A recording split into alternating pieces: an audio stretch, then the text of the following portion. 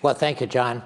And it is also an extreme honor and pleasure for me to be here tonight. I didn't know anything about the Camden Conference until I was invited to do this, and so I got on the website and I had a wonderful opportunity to talk with Bruce Cole and others over the last 2 months. And the more I learned about it, the more excited I became to be able to be a part of this, especially given the topic that is going to be the topic of our consideration the next day and a half. The real challenge is that my responsibility tonight is to frame the issues that we're going to be dealing with. And as John has already told us, these are issues that are extremely complicated, even somewhat scary, and I'm supposed to do this in 30 minutes. So we got a clock up there, and it's going to keep me informed, and I have been given 5 minutes of grace if we do need to go over a little bit. But I'm going to do my best to keep it within 30 minutes and to frame this in a way that hopefully will help us to really grapple with these very, very difficult and important issues. Because frankly, in the long run, and by the long run, I don't mean the next 2,000 or 3,000 years, I mean more like the next 100 years, the future of our species is at stake. That's how serious these issues are. So to frame this issue, let me begin by making a point of that the issue of the politics of global politics and food and water in our popular culture is most often framed as a very simple kind of question. And you've all seen this in your local newspapers. You've seen it in popular journals. If you read scientific reports, you've even seen it sometimes in scientific reports. And that question is, how are we going to feed 9 billion people by the year 2050? Now, from my perspective, there are some serious problems with framing the issue in terms of that kind of simplistic question. Because the way the question is framed, how are we going to feed 9 billion people by 2050, immediately leads us to assume that this is simply a problem of producing more food. And if we do that, problem solved.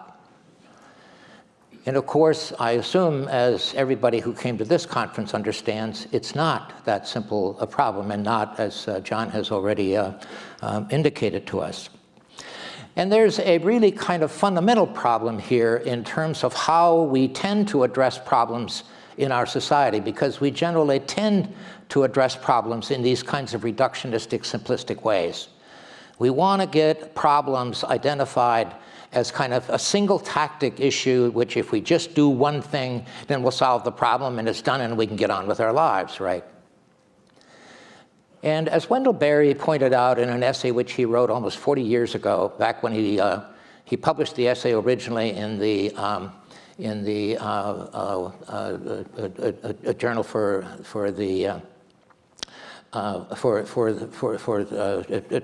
journal that he was writing for back then.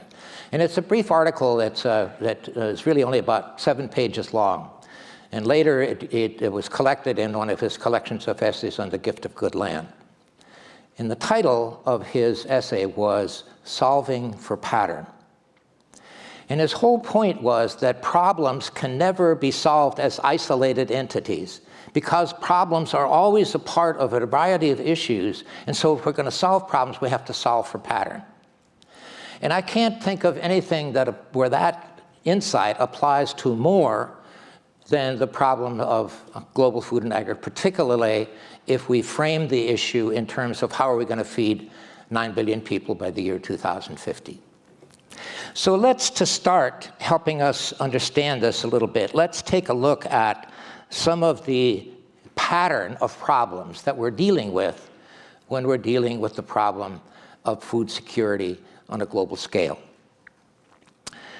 So first of all, I think we all understand that the problem of hunger, which is at the heart of how are we going to feed 9 billion people by the year 2050, that hunger is not a problem primarily of producing enough food. Because today, We have a little over 7 billion people on the planet now, and about a billion of them are going hungry, despite the fact that we are currently, at least as Hans Herren has reminded us, if you look at the amount of food that we're producing today, on the basis of the amount of food that we each need based on the amount of calories that we need, we're currently producing enough food to feed 10 billion people. And yet we have right around a billion who are going hungry. So that in itself tells us that the problem of hunger isn't just a problem of producing enough food. We have to produce enough food, but you can't reduce the problem to that. So the problem has a series, if we solve for pattern, there are a series of issues that we have to take into consideration. And these are issues that I hope that over the next day and a half we will try to address. First of all, hunger is a problem of poverty and inequality. It doesn't make any difference how much corn and soybeans we produce in Iowa if people in Tanzania can't afford to buy it. Even if it were the kind of corn and soybeans that was something that they could eat directly, that's not going to solve the problem. And yet, I can tell you as a citizen of Iowa, and I don't mean to be critical of Iowa, because it's really a part of our whole industrial food system. We'd like to pride ourselves in the fact that we're feeding the world. Well, here's another piece of evidence that tells us we're not doing that. Back in 1999, Richard Levins and Mark Mueller, who, under the auspices of IATP, did a study. They wanted to find out how much of the corn that goes down, that's shipped down the Mississippi River and goes for export, how much of that corn actually goes to the hungriest countries in the planet. What they discovered was that of those countries that had 35% of underserved people in terms of food, of those countries that had just 35% that were underserved, only 0.3% of the corn that was shipped down the Mississippi River and exported went to those countries. All the rest of it went to OECD countries, were the countries that could afford to buy it. So this is not feeding the world. And these are issues that we have to come to terms to. How are we going to reframe our system, our food system, so that the kind of food that we are producing actually can get to the people that need it? So it's a problem of poverty and a problem of inequality. And it's a problem of access. Access to land, access to affordable capital, access to information. These are all things that are needed in order for people to be able to have the resources to feed themselves. Or, for that matter, if we want to continue to use the lingo of how we are going to feed them, which I want to talk about in a bit, because I think that's another kind of part of the problem. People need to be provided with the resources to feed themselves. And this is a third issue that's a problem, and it's an issue that Amartya Sen at the Harvard Business School came up with, I think about 20 years ago now, when he said that one of the problems of food insecurity is a problem of entitlement. If people aren't entitled to be able to get the food necessary to feed themselves so there is food security, then we're never going to be able to solve the problem. And it was a result of his insight and his study on the part of Amartya Sen that then led the UN Commission on Human Rights to add the right to food as one of the key issues in their agenda. And then, of course, Olivier de Schutter produced that great UN document on agroecology and the right to food, which really begins to lay out, if we're serious about having global food security, never mind 9 billion people, even for 7 billion people, then the right to food has to be a part of the approach that we take. And the reason that's so important is because if we think about maintaining food security as a way of feeding the world, we continue to make people dependent on that. And this was the whole point of de Schutter's document. If you look at it in terms of the right to food, then you empower people to be able to feed themselves. And so these are all issues as we think about how we deal with the global food issue that have to be part of it. And then a fourth issue, if we're really serious about this, that we have to take into consideration, as most of the UN reports by the Food and Agriculture Organization have reminded us, is that we have to empower women, because 70% of the world's farmers are women. So how are we going to solve the problem if we don't empower women? And again, there are examples now where we know that that actually works. In northern India, as Frances Moore Lepay pointed out in an article which she published in Yes magazine, and the title of the article was What India Taught Me About How to End Hunger. And it's the story in northern India where some 5,000 women from 70 villages began to work together and collaborate, get the information they needed, get the microloans that they needed, et cetera. And now those 70 villages are essentially food secure, simply because women were empowered and given the resources that they needed in order to solve the problem within their own communities. So this is one of the things that I'm hoping that over the next day and a half we can put into our conversations. How do we begin to address these more complex issues and not simply think about this, that if we just figure out some way to produce enough food, then the problem will be solved. The problem of water has similar kinds of dynamics to it.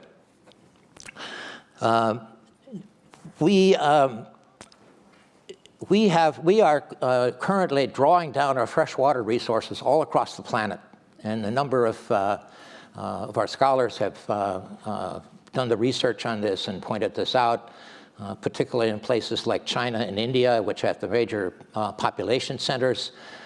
They're drawing down the freshwater everywhere, and some projections that in another 20 or 30 or the most 50 years, is going to be a very serious water problem. But it isn't just China and India. Let's bring it home to the United States. The Ogallala Aquifer, which is a fossil aquifer which provides the irrigation water for most of the cropland in the heartland of America, from Texas all the way up to southern South Dakota. And we have drawn down the water in the Ogallala Aquifer by half since 1960. And about a year and a half ago, Harper's Magazine published an article where a couple of researchers had started to look at the Ogallala Aquifer now in terms of how rapidly we're drawing it down now at this moment.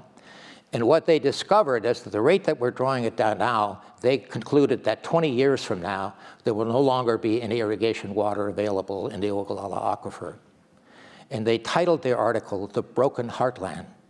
It's the broken heartland because if there's no more irrigation water, then all of the cropland, which is dependent on irrigation in that central part of the United States, can no longer be used for cropland. And at the very least, what it can do is go back to grass and grazing for a modest amount of animals. Now, you can add to all of this climate change, and I'm not going to go into a lot on that because we have other speakers tomorrow that are going to be addressing this. But if you think about what's happening in California right now, and some may want to argue that this isn't really about climate change, this is only a drought every 500 years. Well, but if you look at the way in which weather patterns are changing throughout the world, and these more extreme events, more droughts, more floods, and then you take also out of the equation the central food production system as a result of the Ogallala Aquifer no longer have any irrigation water, how are we going to maintain a global food supply system? So these are issues that we have to address. And it isn't just the resources of water that we have to be concerned about. There are all kinds of other resources because this incredible productive food system that we've all been so proud about and that we have saved the lives of billions of people and fed all these people, and to some extent all of that's true, but it was all dependent on a whole series of resources, natural resources, that sustained this system. And this system, this food system that we have, which incidentally Ernest Shusky, who's an anthropologist, refers to as the neocaloric era, because it's entirely based on old calories. And he says the neocaloric era really started in the early 20th century, roughly in the 1930s, but was adopted on a large scale after World War II. And so here we are, and we have had all of these resources, all of these old calories, cheap energy in the form of fossil fuel. We've had cheap fertilizers, because these are all old calories which were stored up in the planet over millions of years. We usually had more land to go to. You know, if farmers on the East Coast, the land wasn't working all that well, they went to Iowa and started farming there, and you could always go further west. There isn't any further place to go now. We are, in fact, using up old-growth forests, et cetera, to raise soybeans now, which is adding to the climate change problem. And so these are all issues, these natural resources that we have depended on as we think about now moving into the future are not going to be there for us. So the challenge before us, as Ernest Shusky points out, is how are we going to feed ourselves in a post-neocaloric era when we don't have all of these cheap resources to sustain our food system. So what I want to suggest as a way of framing this issue is that I think in our culture today, we have essentially two paths to move forward. And I'm assuming that a lot of you are going to think that, especially since I'm an organic farmer, that I'm going to say, well, the one path is conventional agriculture and the other path is organic agriculture. And let me just be very clear. While I am not opposed to organic agriculture, neither of those are the path to the future. Because if we think that we can intensify everything that we've been doing in the past in order to produce more food for the future, then we're not paying attention to the fact that we no longer have all these old calories on a cheap basis in order to sustain it. And those who think that we can always come up with a new technology to replace some gift of nature that we've lost, that we no longer have because the old calories have been used up, are not paying attention to what sustains new technologies. Technologies always take energy. And so we come to a point where we no longer have those resources to develop those technologies as substitutes. So the notion that somehow we can just intensify what we've done in the past, or on the other hand, that we can do it, we can solve it if everybody just went organic or if everybody went natural. And the problem here is that organic agriculture and natural agriculture, or whatever else we want to call it, and the conventional agriculture are still part of the same paradigm. It's still maximum efficient production for short-term economic return. And to make that work, you need the cheap energy, you need the cheap inputs, you need the cheap fertilizers, you need stable climates. Those were all essential resources to make that current system work. And so if you're an organic farmer, you're basically doing what Miguel Altieri reminded us years ago, input substitution. Instead of using these synthetic inputs, we're using natural inputs. But the paradigm is still essentially the same. Now, this is not to say that there aren't some very creative organic farmers who are moving in a different kind of direction, and we'll talk about that in a bit. But if we think that this kind of dreamy belief that we have that if we just make these changes or just intensify things, then somehow we can continue doing what we've always done. And that's a reality that we have to come to terms with. I think that's not true. So what's the second path? There is a second path that I think that we have to begin considering, and that is really redesigning our whole agriculture and food system for the post-neocaloric era, when we no longer have these resources. And so what would that kind of agriculture look like? Well, let me just share with you, and we're at the very early stages here of trying to figure this out. Part of the resources that we have is, one, we have some wisdom from the past. You know, there have always been people along the way as we moved into this neocaloric era, so dependent on all of these old calories, there were people who understood that this was the wrong direction. You know, Sir Albert Howard, back in the early 1940s, said, this is the wrong way to go. You know, if we really want to have, and at that time they didn't use the term sustainable, they used the term permanent agriculture. If we really want to have a permanent agriculture, we have to do it the way nature does it, because nature's been around a long time. And so we have to begin to realize how we can do agriculture, and that, in his book, An Agriculture Testament, he summed up in a short paragraph on the 4th page what this kind of agriculture would look like. He starts out by saying, Mother Earth never farms without livestock. So somehow livestock are a part of that closing the nutrient cycle, of having that biological diversity and synergy that makes the system as self-sustaining and self-regulating as possible. There cannot be any waste. So we have the pathway to do this.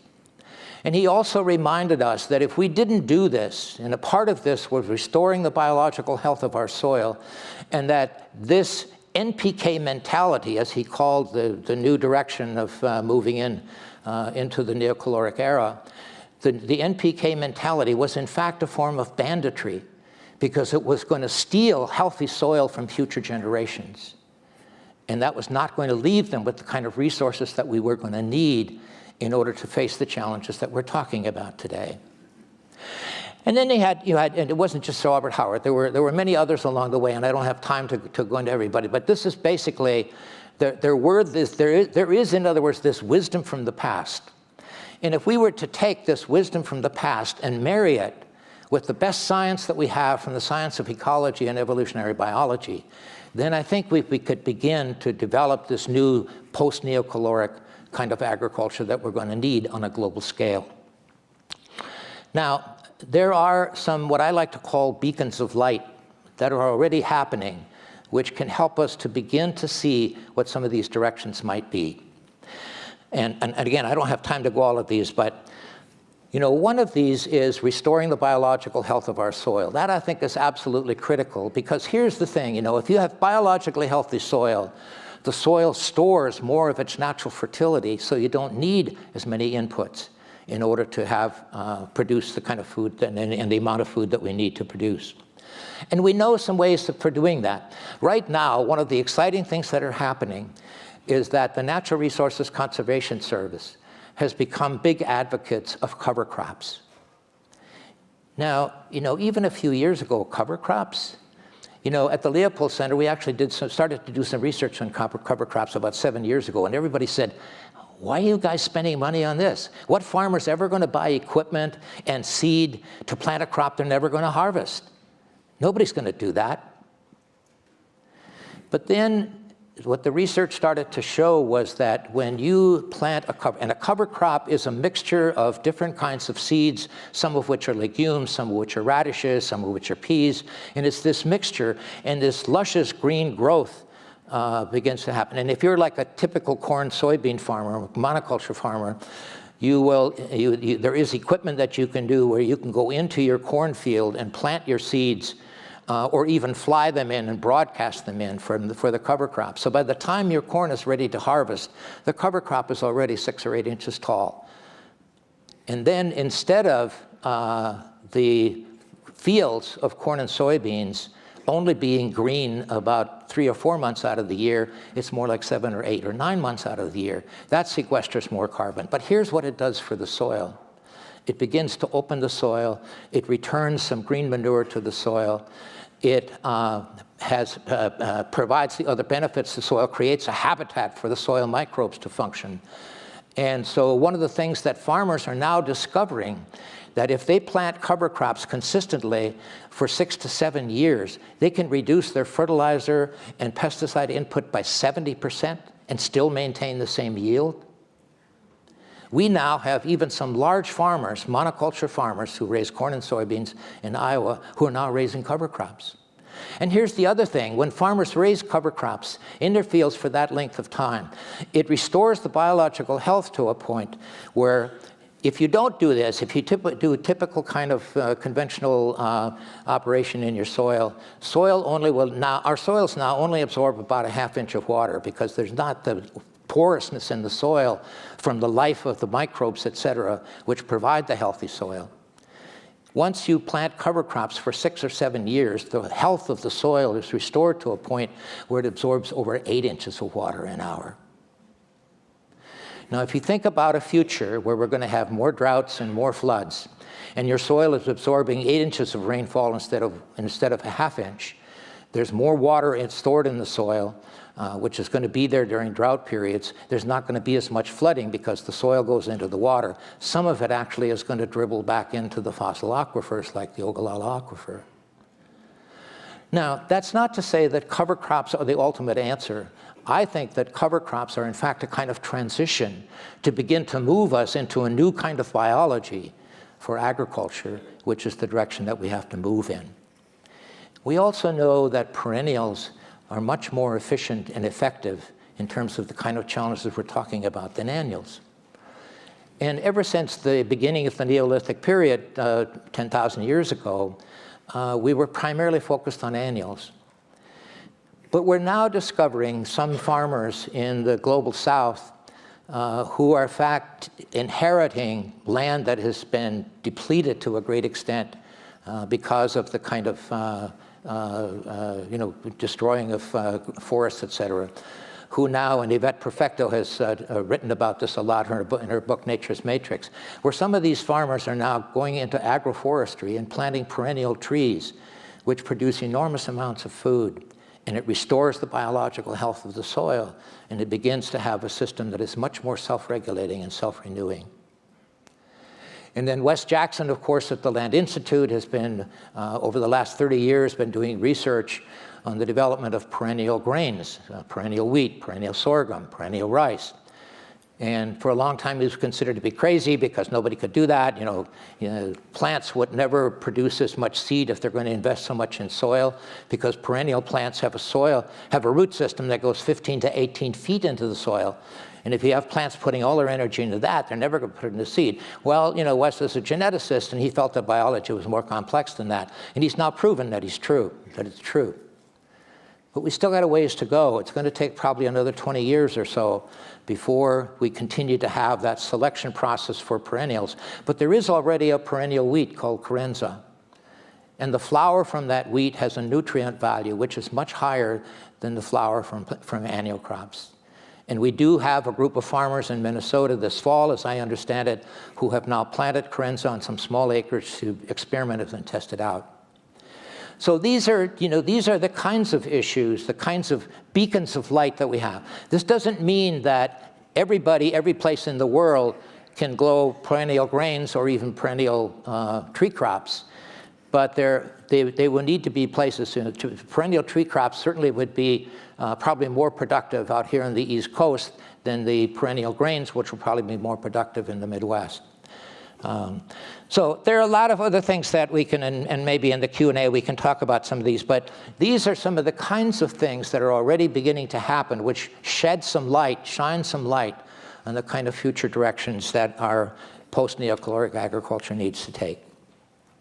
But here is my final point in all of this. There's one other thing that has to happen, and that is that we have to have a new culture. Because right now, our culture is entirely based on maximum efficient production for short-term economic return. There isn't anything in that. And what that culture has done is led us to commoditize everything and to financialize everything. So food now is a commodity that's traded for the highest profit that we can make. And I don't have a problem with people making as much profit as they can on things, but when we're talking about the kind of challenges of a post-neocaloric agriculture, this can't happen entirely with the free market. And Aldo Leopold gave us some great advice here, because one of the things that Leopold recognized was that one of the problems that we have in our current culture is that we as humans see ourselves as somehow separate from what he called the land community, which he meant the entire biotic community. And because we see ourselves as separate for that, we feel that we're the conquerors of the biotic community, and so we can dominate it, and we can make it and force it to do whatever we want to do. And he reminded us that this was not a direction that was going to enable us to have the kind of future and the kind of healthy biotic community of which we are plain members and citizens, he said. And if we don't have a healthy biotic community of which we are plain members and citizens, then we can't be healthy. We can't have a global food and water system which is going to supply the needs of the human family. And so he said, so consequently, he says, we have to develop an ecological conscience so that we aren't just caring for our fellow humans, but we also have a caring attitude toward all of the rest of the biotic community, everything from those microbes in the soil, which are the foundation of the health of soil, to the earthworms and the ants and the beetles and the mammals and the rest of the animal and plant community. It's all part of the same biotic community, and the whole thing has to be healthy, and we have to manage it for its health, he said. Now, he said, you know, how do we develop this ecological conscience? How do we cultivate it? And he said, it probably can't be done with the free market because there are too many components of the biotic community that don't have any immediate short-term economic return, but yet they're vital to the health of the whole. And it's probably not going to happen with regulation because you can't put a policeman in every ecological community to make sure that people are caring for it. This has to be an ecological conscience. And then he said, it's probably not going to happen through philosophy and religion because they haven't even heard of it yet. And so he said, this is probably going to have to be a product of social evolution. Now, here again, some of the good news is that we're beginning to see this importance of this ecological conscience emerging in much of our literature. I've read numerous environmentalists, for example, who write about climate change now, and they're saying, we're not going to make the kind of changes in climate change that we need to make unless it comes from the inside out, unless, you know, this ecological conscience drives us to meet these new kinds of directions. And before Aldo Leopold, and actually to some extent influenced Aldo Leopold, there was Liberty Hyde Bailey, who reminded us that in agriculture, we have to have a new hold, something that grabs us in a new way, that helps us to recognize that the earth is a holy earth, as he titled one of his books. And that again, we have to have this connection, this sense of sacredness, and we have a responsibility to care for it. So we have, again, a body of literature, a body of wisdom that we can turn to. And all of us, and the important thing about events like this is that we can all begin to ask the question of how do we become a part of the social evolution that has to take place? Because this kind of new direction has to happen. So the other thing that I think is important, and I want to close with this, is that there is a role here for the arts. I've become convinced that as long as we as the human community feel that the current life that we have is as good as it gets, our quality of life is better than it's ever been, how often have you heard that? Then we're going to fight to keep what we got. And we're going to need to be able to imagine a better life. And in point of fact, if you look at the data, our lives today, our quality of life today is not so good. In fact, if you look at the data, ever since we have been on this track of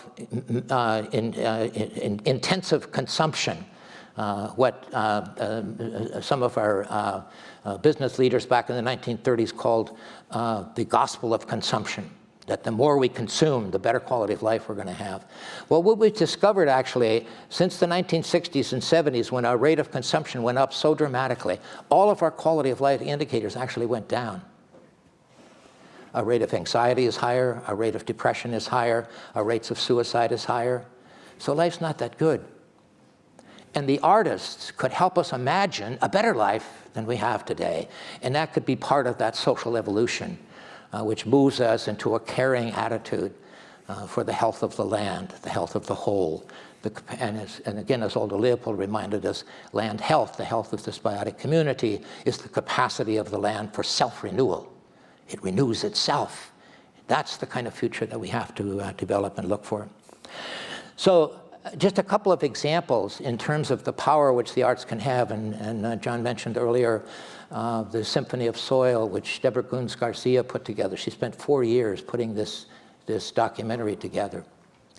And it is a terrific example of how an artist can take the power of science and the power of art and combine them into a very powerful video. And in the interest of full disclosure, she has included me in a couple places, and that's not the power of the video. The power of the video is this power as a whole.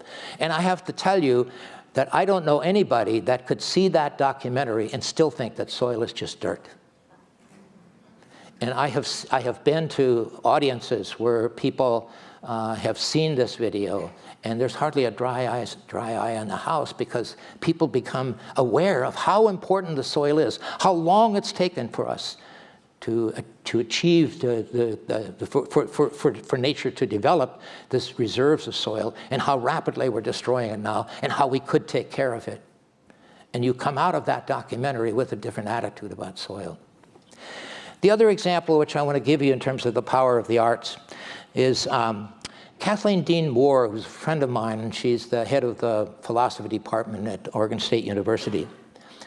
And she told me once that when she got into the field of philosophy, she began to discover that philosophers often use such a dense language they don't even understand each other, let alone the general public. And so she didn't want to be a part of that kind of culture. And so she decided to learn how to write good stories to communicate the dimensions and meanings of the philosophical ideas that she wanted to convey.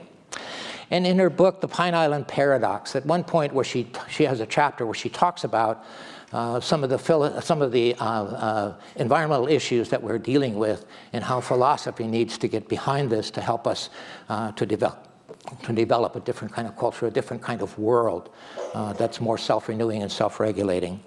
And then at one point in the middle of that essay, she imagines her granddaughter writing her a letter from 100 years in the future. What would she say? And here's the power of the arts. Here's the letter that she imagines her granddaughter would write to her. How could you not have known? What more evidence did you need that your lives, your comfortable lives, would do so much damage to ours? Did you think that you could wage war against nations without waging war against people and against the earth? Didn't you wonder what we would drink once you had poisoned the aquifers? Didn't you wonder what we would breathe once you had poisoned the air? Did you stop to ask how we would be safe in a world poisoned by war? Did you think it all belonged to you, this beautiful earth? You who loved your children, did you think that we could live without clean air and healthy cities? You who loved the earth, did you think that we could live without birdsong and swaying trees? And if you knew, how could you not care? What could matter to you more than your children and their babies? How could a parent destroy what is life-giving and astonishing to her child's world? And if you knew, and if you cared, how could you not act? What excuses did you make? And now, what would you have us do?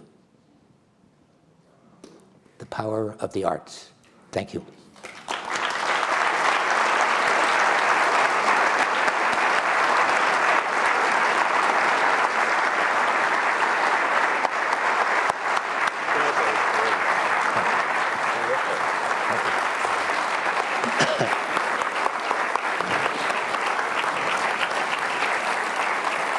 Impressive, huh? Great job.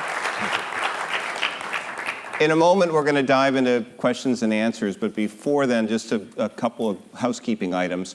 First, for those folks who might be at the either Belfast facility, the Hutchinson Center, or at the Strand in Rockland, you have a chance to pose questions as well. There are some cards with your materials, and you can fill those out. And through the magic of technology, those questions will appear on the screen behind me and right here, and we can engage you in the conversation as well. There are going to be 3 people, I believe, with mics, 2 down here and 1 up in the balcony. If you have a question, you can raise your hand and they will find you. As Sarah said at the outset, we want to make sure that questions are questions and relatively brief. And we've also asked Fred to keep his answers relatively brief so we can get to as much as possible. I want to remind everyone that there will be another panel on Sunday where there'll be a chance to engage people again. And there will also be the whole weekend where you can talk to some of our panelists and speakers. So plenty of opportunity if you don't get your question asked tonight.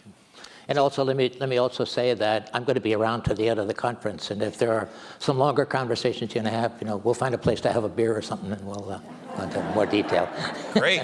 I'll take you up on that. So I am hoping that through these lights I can actually see Glenn right here. Thank you for the keynote. Just curious whether the new paradigm of farming, which you talked about, should also be correlated with the new paradigm of eating. Yeah, it's a great question. And, Wendell Berry told us, 30 years ago, that the way we eat to a large extent determines the world that we live in. And, well, again, part of the really good news here is that there's a new school of chefs now who are totally focused on the right kind of cuisine, because how we eat is going to determine the world we live in. And so there's some good news there. Dan Barber, who's a chef, who's also a good friend of mine, he's actually coming out with a book in May called The Third Plate, which is exactly about the way we eat is going to make the difference. All right, so thank you for that. Yeah. Great.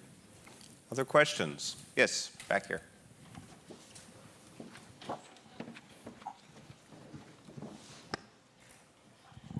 My question is quite simple. Could you give us a reading list? Yeah, I had a lot of, well, let me suggest one that I actually brought the book with me, because I have found this, when the food crisis of 2008 took place, there was a conference that was called in New Zealand in 2009, and some 25 or 30 food specialists addressed various aspects. And the basic question which they were addressed was the food crisis of 2008 with the increased food prices, was this just, an aberration, or was this a systemic problem? And they collected all of these essays now in a title. The title of the book is Food Systems Failure. So it tells you what the answer to the question was. And there's some remarkable, and nobody's going to agree with everything in all these essays, but I learned so much from all of these essays, really looking at what are the failures in our food system that causes a crisis like the 2008, and it's not the last one from what they're talking about. So this is one. But let me say what I would be willing to do, because there really are a lot of things that we could all read that move us in the right direction. I will put a reading list together, and I don't know, I'll send it to you, right? And then you can just send an email to her, whatever you can all figure out, and there'll be probably 20 or 25 things on the reading list. So. Great. Yeah. Yeah. So yeah. Right. Okay. There you go. Yeah. Post it on the website. Yeah. I'm still catching up with the new technology. Anything up above? Over here. Yes. Yes, thanks for a very inspiring talk. I wanted to ask you to see whether you could just mention, I don't know, this is probably the theme of a fall conference, but could you touch on genetically modified food, crops, as a solution? I know it's very controversial, but yeah, I would like to see what you think. Well, you're not the first person to ask me that question, so let me, this is going to have to be a little bit longer, but I'll try to keep it as briefly as possible. To me, the problem is not genetic engineering as such, that is, as a technology. The problem is in how we're using it. We're still using our genetic modification in the same way that we used chemical. It's single tactic, therapeutic intervention. You got a problem, you come in with a technology to solve the problem. And again, you have to solve for pattern. You never solve the problem. And we understand this now. I mean, my goodness, we've got 24 weeds now that are now resistant to Roundup. this is not a solution to the problem. If we were to pay attention, and this is not my field of expertise, but I rely on colleagues of mine for whom they are, and they're all telling me now that in the field of genetics, there's a whole shift that's taking place. It's no longer the assumption that the genome is fixed and you put in it one gene and then it's going to change the thing. The genome is made up of all kinds of complex genetic systems and genes get turned on and turned off depending on the environment, et cetera. And there's a biologist by the name of Dennis Noble who's written a book called The Music of Life. And what he does is takes music as an example of how we need to understand genetics now. And music isn't just the composer or just the player. You've got this whole complex community of people working together to make the production. And that's how genetics functions now. So here's the thing that I think is important. I'm very concerned about the science of genetics. And I think as we design our post-neocaloric agriculture, we want to have genetics as a part of that. But we're not going to do it in terms of trying to fix things with this single tactic therapeutic intervention. We're going to try to figure out how genetics function, and particularly how they function at the microbial level, so that we have healthy microbes in the soil and use that knowledge as a way of increasing the health of our soil, et cetera.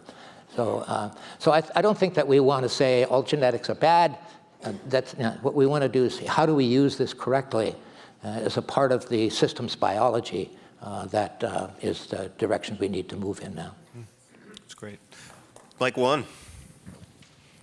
Thank you. In your opinion, have we got to the point where we've pillaged the earth to the point where a Malthusian nightmare scenario is just unavoidable? Well, the Malthusian nightmare certainly is a distinct possibility now. And, in my view, we have some time to do some of this. The really big elephant in the room, of course, is climate change. And as you probably all know, the International Panel of Climate Change is coming out with a new report next month. And some of the early information from that, the New York Times picked up somehow. And apparently this new report's now going to tell us we essentially have 15 years to put a cap on carbon, get our carbon reduced, et cetera, in order. Now, we're still going to have some negative aspects from climate change because they're already in work. But if we don't do what needs to be done within the next 15 years, then we're at a point where we're going to cross the threshold. That's going to make it very difficult. It's not only the Malthusian problem then, it's really a species extinction problem. And what's her name, Elizabeth, I've forgotten her last name, who wrote this book, The Sixth Extinction. Yes, Colbert, yes, right, thank you. Yeah. So your question is very important. I think it's an even bigger question than what you have and the time frame that we have. And this is why it's so important for us to develop this ecological conscience, to get and here's one other thing, and I know I'm going on too long here, but it's very easy to get oh my God, this is all doom and gloom and it's all going to hell, kind of attitude toward that. But I've always gotten a lot of inspiration from Thomas Berry, who referred to these difficult times as moments of grace, because it's these challenges that finally get us to action and to do what needs to be done. So it's a moment of grace that we should celebrate. Now, you can get beyond that moment of grace where it becomes more of a disaster, but I think we can look forward into the future with some hope and recognize some possibilities that probably we would not have even considered 5 years ago. Yeah. Said. You have to be an optimist in this business. I think we have a question from one of our satellite facilities. Is that correct? So here's the question. Does the current research in biotechnologies fit into the new systems paradigm? What about wind, solar, and tidal power? Mm-hmm. Yeah, well, again, I would refer back to what I just said about the science of genetics, which I think still speaks to this. The issue around energy that we have to come to terms with, again, I think we've framed that a little differently. And I hear this in Iowa all the time, is, well, if we just wean ourselves from Mideast oil and go to whether it's corn ethanol or wind or solar or whatever, whatever the alternative energy is, and then the assumption is that then everything can continue as it have. And again, that's part of that dreamy belief. That's not the case, because the real transition we have to make in energy is from stored concentrated energy to current diffuse energy. And current diffuse energy is never as efficient as stored, because it's stored and concentrated. Oil and natural gas and coal is still sunlight, but it's sunlight over millions of years which got stored and concentrated. And that's why it's been so efficient. That's why energy's been so cheap. But now that we move, once that old calorie is no longer there, then we have to rely on current diffuse energy. And so the energy is never going to be as cheap as it was in the past. And so we have to begin to think about how we put systems together that require a lot less energy, that reduce the amount of energy that we need. And we know from the first and second laws of thermodynamics basically how they work. The first law is you can never create or destroy energy. So when you use a lot of fossil fuels to produce a lot of corn, and you say, well, that energy's gone. Well, it isn't gone. It just went up into the atmosphere in form of carbon. So the energy's still there. And when you have the second law of thermodynamics, which is the law of entropy, is that while you can neither create or destroy energy, energy does move from one system to another. And the more specialized system you have, like monocultures, the more rapidly that energy moves into a different venue. If you have a more complex system so that the waste from one part of your biology becomes the food for another part, then that energy stays in the system more. So that's part of the new design that we have to, I think, look at. Great. I think there, mic 3 up above, yes. You talked a little bit about how artists help us imagine a better life and give us emotional attachment, but sometimes that's just a very immediate experience. So how do you suggest that we keep that interest and emotion going? Well, this is where I think Leopold's wisdom is appropriate, and that is that it is going to be a product of social evolution. Now, for your reading list, one of the books I would recommend is Marjorie Kelly's Owning Our Future. And she draws the distinction between an extractive economy and a generative economy. An extractive economy is where we each try to extract as much wealth as we possibly can out of our communities for ourselves. A generative economy is where you live in an economy in a partnership kind of arrangement. And this isn't, she's not talking about, the hippie movements of the 1960s. She's talking about people who realize that their lives are going to be improved by sharing and by working together and looking for an economy, owning a future where you have these kinds of relationships. And what she points out in her book are a number of examples where there are communities who are actually already doing this and experiencing this improved quality of life. So I think that, again, as the current system doesn't work and we have this moment of grace and we start to explore these other possibilities, we'll have these more examples, even in some of our own communities. My own daughter and son-in-law, who live in one of the farmhouses on our farm in North Dakota, they now have put together a vision for what they call an intentional community or an eco community. And they already have one young couple who have joined them now. And they're younger, so they can provide more of the labor. My daughter and son-in-law, they have some wisdom which they can share with them, and already you're starting to see the mutual benefits of that relationship.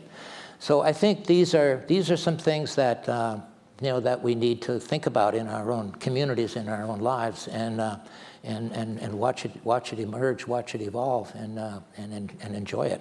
Great. We have another question from one of the satellite facilities. Let's see what it is. What about those of us who are not artistically inclined? What can we do to bring about a new food system? Yeah.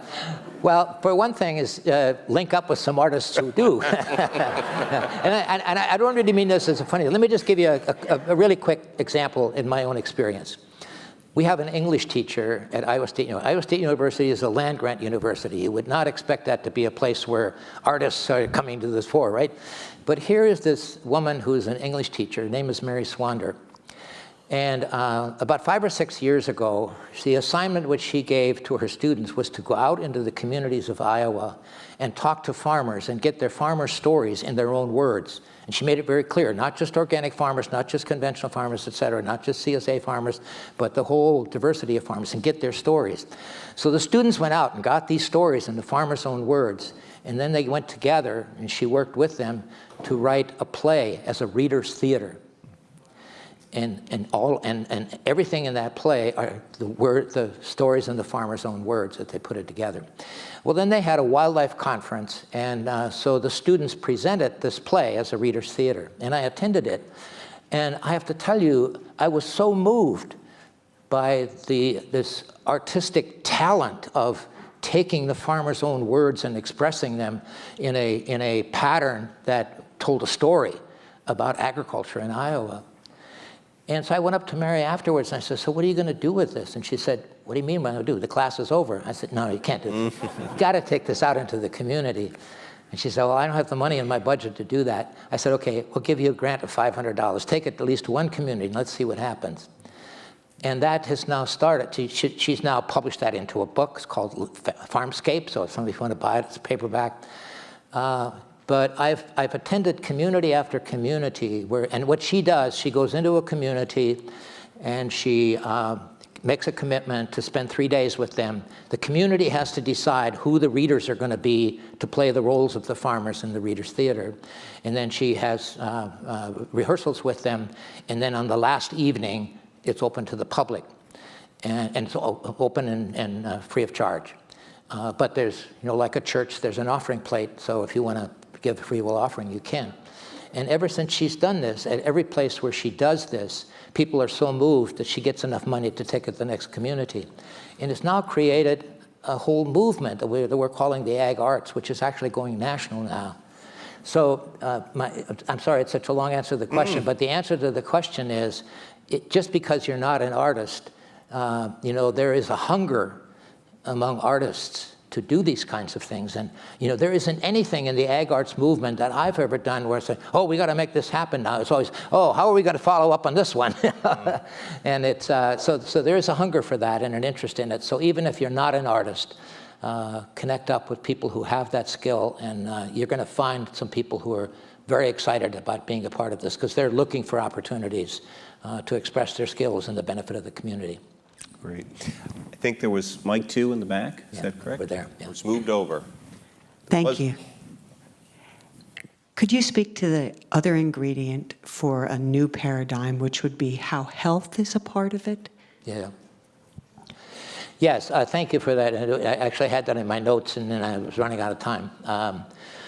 Here again, Sir Albert Howard wrote a second book called The Soil and Health.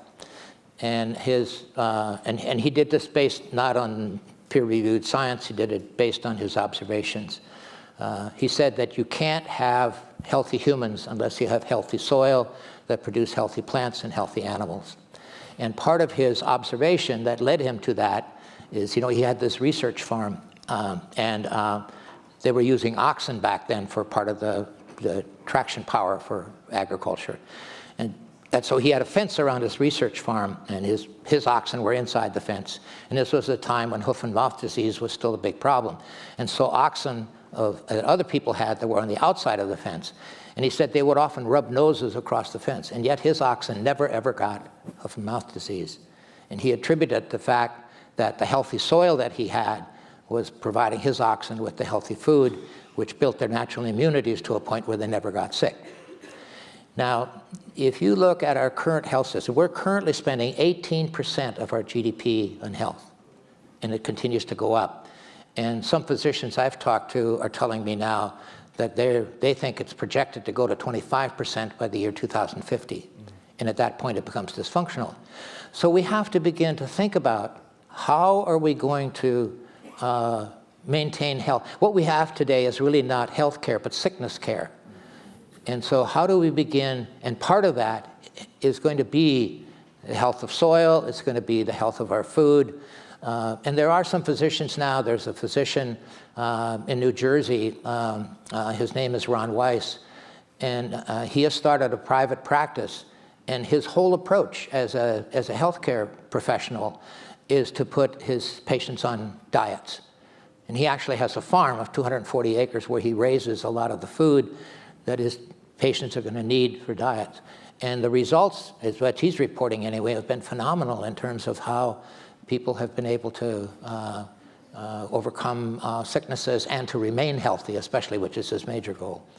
So yes, health is a critical piece of this, and as Sir Robert Howard said, it's all one topic. Soil and plant and animals and human health are all one topic, and that's a direction we need to move in. Mike 1 over here. Hi, I have a question for you that you were talking about the social evolution, and that has really specifically to do with the element that you touched on at the very beginning about empowerment, and specifically around empowering women outside, mostly outside of America, I'd say is where the strongest point comes from. So I'm curious about your insights outside of what you've talked about in terms of empowering women in the food system. Now, is your question in terms of the culture of male-female attitudes? Yeah, I guess around the attitude and also around access to the right for food and access for the right into the food system. Yeah, and I'm certainly not going to pretend that I know, how all of these things can happen. I only am convinced that they need to happen. But when you've got some examples in places like northern India, where did Frances Moore Lepay, and she spent, I guess, a year or so out there with these women and learned, how that happened. So there are some examples that we can learn from. But I think that here again is probably where the moments of grace that Thomas Berry talked about will have to play a role. And we're probably not very far from that moment of grace when it comes, because there are so many places in the world today where women are the primary farmers. And again, it's not my area of expertise, but what I've read and what I've learned from others is that when men raise food, they want to raise it for cash. And then they use the cash for whatever they figure is most important in their lives. When women raise food, they raise it for their families. And that's a cultural issue. But if we have more food crises like we had in 2008, and again, if the food systems failure book is any indication, we will have more of them. At some point, we're going to reach that crisis point where we're going to have to, have that cultural shift. Hopefully we can, and again, the United Nations now, the Food and Agriculture Organization, the United Nations now come out with 5 reports, which are essentially all saying, they all have slightly different nuances, but all saying the same thing. And every one of them says we have to work with women. So, again, at least we know that intellectually now, and how do we get the cultural evolution is, something we have to keep working on. We have another question from the satellite facility. What kind of feedback have you received from key players operating within the current free market model? Yeah, well, that's a great question. And I spent most of my time with farmers because that's my area of expertise. And I found early on that if you try to talk to farmers about the conflict between industrial agriculture and organic agriculture, you get into the food fight really quick. And then the conversation just falls apart. And so I tried to say, well, how can we have a better kind of conversation? And then I got to thinking about, well, the kind of challenges that I mentioned tonight earlier, whether you're an organic farmer or whether you're an industrial farmer or whatever kind of farmer you are, when the old calories are gone, we're all going to be facing the same problem. And so what I've done is I've tried to frame this in a simple question. I say, okay, so let's imagine that 10 years from now, crude oil will be $350 a barrel. Now, I didn't invent that figure. T. Boone Pickens came up with that number 2 years ago.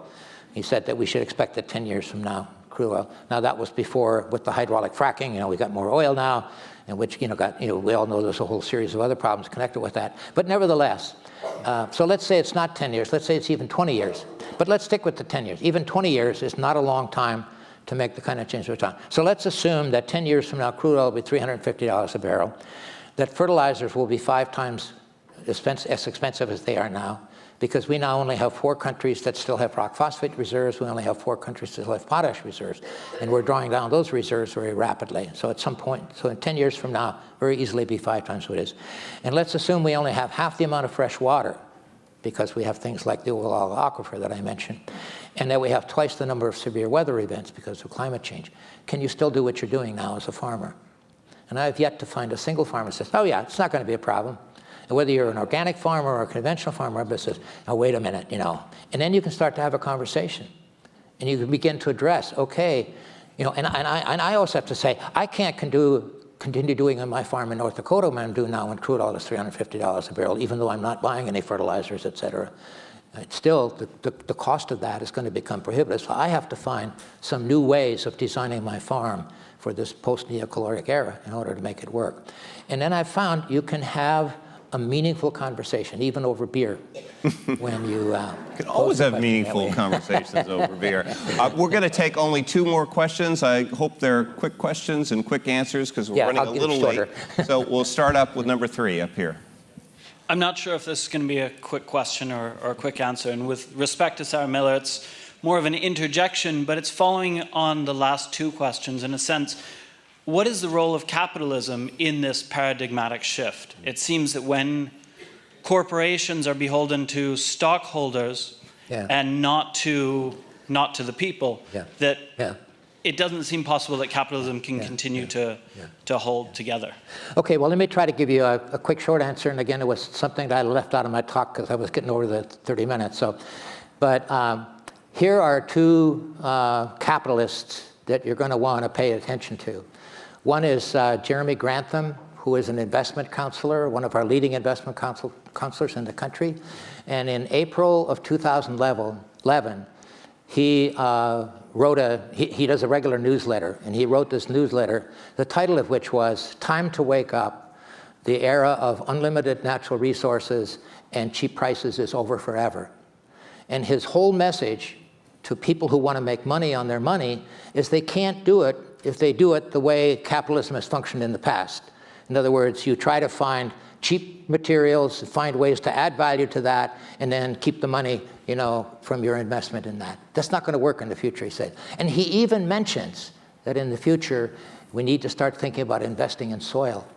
This is an investment counselor, right? And then in January, February issue, also of 2011, the Harvard Business Review had an article by Michael Porter and Mark Kramer called Creating Shared Value. And they were writing to the business community, not the investment community. And they were saying, if you want to be successful in business in the future, you can't do it by what they call the old playbook, where you want to marginalize your labor and your raw materials as much in order to add more value, you know, further up in the system. And you want to externalize all your environmental costs and all your social costs in order to get more, in order to create more value within your business. That's not going to work in the future, because our labor and raw materials are now becoming so compromised that they're not going to be there for you, even if you're depending on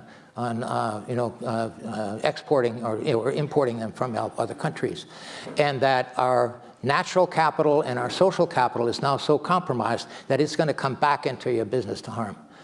So I think these are 2 clear indications of the kind of shifts that our capitalism has to make. This notion of commoditizing everything and financializing it for maximizing profits is not going to work when we reach this point. Final question right here, number 2. Hi, Tony Grassi from Camden. Will you, and I know this isn't right down your alley, but will you introduce the issue of oceans and fish and the amount of protein that provides to the world and how that fits into this story? Yeah, definitely. And again, it was a note in my notes that I didn't go into, but it's really important, and I'm glad you brought it up, because we tend to think of land as somehow being separate from the oceans and from water, and of course it's not. It's all part of the same system. And the kind of overfishing that we're doing, the effects of climate change in our oceans, et cetera, and the rising waters as our Arctic caps melt, these are all serious, serious parts of the problem. I only focus primarily on land systems because it's, I mean, I come out of agriculture, right? So that's what I know something about. I don't know a lot about the oceans except what I read, and especially here with, you know, there is a friend of mine who is actually a fisherman out here in Maine, and he's been keeping me abreast of the kinds of problems. So again, these are, you know, we're again in a state of dreamy belief if we think that what we've been doing in the past can just continue, and we have to really address those issues. You know. Before we thank Fred again, a couple quick announcements. One, for folks in the satellite facilities, if you purchased a ticket for tonight's keynote and you wish to come back for the rest of the conference, you can get full credit for what you paid tonight and continue to be with us over the weekend. I hope you will. For those who are coming here tomorrow morning, the doors open at 7:45. You can get into seats at 8:15, and the conference will begin promptly at 8:45. Those are the announcements. Join me in thanking Fred once again. Oh, thank you. Super job. Just outstanding. Really appreciate it. That's great.